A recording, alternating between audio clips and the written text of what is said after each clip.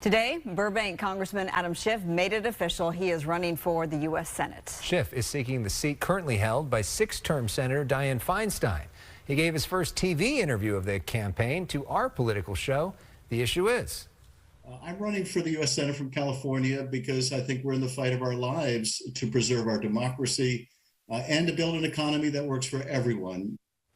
The 89-year-old Feinstein has yet to make her own intentions clear, but it's already shaping up to one of the costiest, closest, most contentious Senate races in a generation, with Irvine Congresswoman Katie Porter having already announced and more high-profile contenders waiting in the wings. So Schiff gave us the first TV interview. He gave the first newspaper interview of the campaign to Melanie Mason of the LA Times. We got to give him credit for good taste in reporters, at least, right? I would think so. Yeah. Thanks, Melanie. Great to see you. Good to be here. Welcome.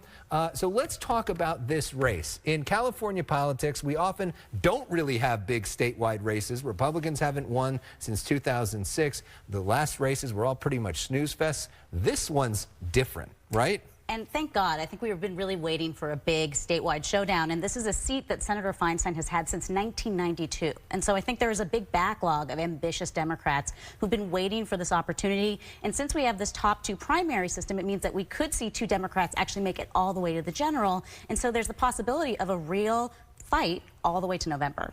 Well, Irvine Congresswoman Katie Porter, she was the first to throw her hat in the ring. She didn't necessarily or did not have the blessing of Dianne Feinstein. Schiff told Alex today a moment about that, so let's go ahead and listen to that sound.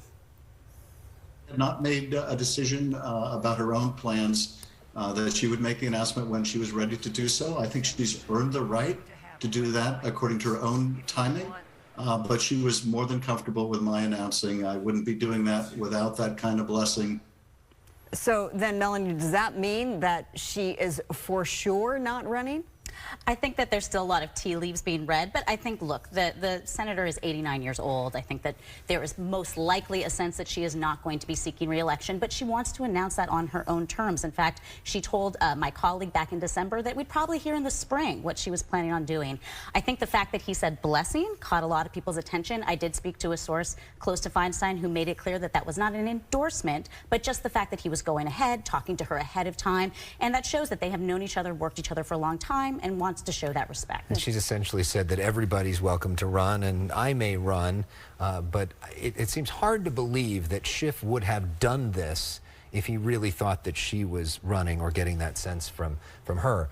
Meanwhile, let's talk about the strategy here. In addition to the interviews with us, Schiff put out this video which leaned very hard into this idea that he is the anti-Trump guy. It is filled with a lot of right-wing folks saying negative things about him. What do you make of the strategy both from Schiff and from Porter so far in trying to separate each other? I mean, when was the last time a politician announced a run with a video of people insulting them, right? It had former President Trump calling him little pencil neck. But I think that this really shows what his plan is. He's going for contrast. He wants to show that he was one of the leaders in the impeachment fights in the January 6th committee. He's going to make this conversation about democracy central to his campaign. And what we saw from Congresswoman Porter so far is really more of a populist, sort of anti-corporate campaign, which of course she's been known for a long time. But it's interesting how she's making the economic issues kind of the first selling point. Essentially, they agree on a lot of the issues, but they have very different styles, and their priorities of what to focus on could be very different. Absolutely. Well, let me just ask you quickly, though, because he mentioned the costliest race, right? And I said earlier, but not like what we saw in the LA mayor's race with Rick Caruso, and he said, I think it'll be more.